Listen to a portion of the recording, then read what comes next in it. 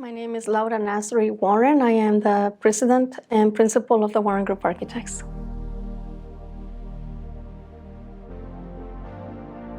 Laura Nassari Warren is Mexican-born, half Lebanese, or raised in a Lebanese family in Ciudad Juarez, Chihuahua, with the dream of becoming an architect since I was very little.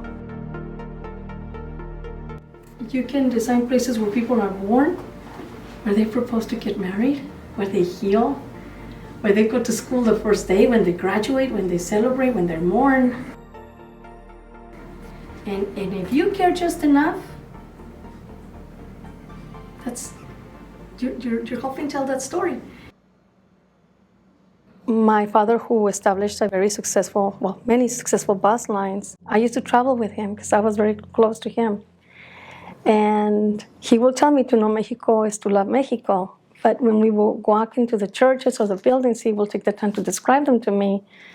And I said, I want to be the person who designs, who does these things. And sometimes a building that is a church that you walk in, and regardless of faith, it makes you believe that there's something greater, you know? Since I was little in Mexico, there were no such thing as women architects. Sometimes they will say, well, you can study interior decoration. And it used to make me mad because I said, wait, hold on.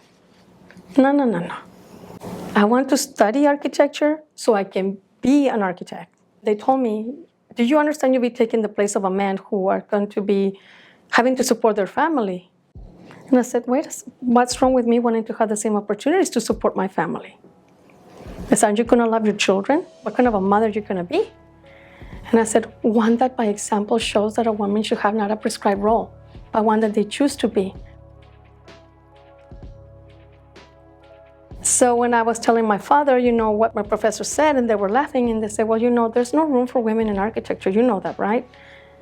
And I said, wait, but they already started taking women in architecture at the UACJ, so I'm gonna apply. And my father said, take yourself 15 minutes of self-pity and do something about it. You wanna be an architect? Do it.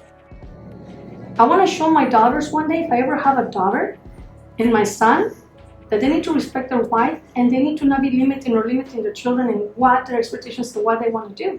And before I graduated, I founded a company with 2 other architects. We were giving opportunities to do work for the President of Mexico. We worked in hospital projects and large development projects, and I fell in love. And I moved to Birmingham, Alabama. And I was also one of the first females that worked there full time. It was an international firm. So it wasn't so much of a culture shock to me. I think I was more of a shock to them because I'd never seen a Mexican in their life, and I did not fit the mold of what they thought I should be. So I came to realize at that moment that it was going to be up to me, and by action, what they would think about people from Mexico or other countries. You say that the Valley has become your home. It's my home. I'm an insert. When the mayor of Pharr got elected, I was already doing work for the city of Pharr, but none of the significance. He comes and says, Laurita, Ricky, we're going to do this natatorium, but I want to do something that is next level.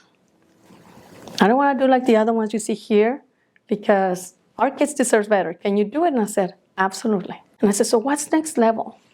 What are we missing in Texas? So I told the mayor, what if I design something that meets all the criteria with the Federación Nacional de la Natación? He says, what is that? I said, Olympic. We wanted the students, when they're hosting, to be very proud and stand proud when students from other cities like Dallas and Houston, and San Antonio, who have a lot more resources, to come and go, wow, you get to swim at this? And they go, we're in the Valley. See, that's how we change people's mentalities. Why not us? We're just as deserving. Officials calling it the first state-of-the-art aquatic and medical center south of Austin. Let's go in. This is where the action happens. So this is a 50-meter pool. And why is this important? You do have that floating platform that divides the pool into more than one section. So this allows the city of Pharr, PSJA, and UTRGV to perform multiple types of experiences and competitions at the same time. You have a 1,000-seater spectator seating that is stadium style. This is state of the art. It has touch pads that record up to the fraction of the second when the swimmers have met their goal or their deadline. On this side, and this is what makes it also FINA certifiable, we have all the different elements and heights for the platforms. We have the 1 meter, the 3, the 5 meter, 7.5 meter, and the ultimate one, the 10-meter diving pool. We have here on this other side additional 2 springboards and another set of 2 springboards. One is for the 1 meter and the other one is for the 3-meter springboard diving platforms. I always say it starts with a dream.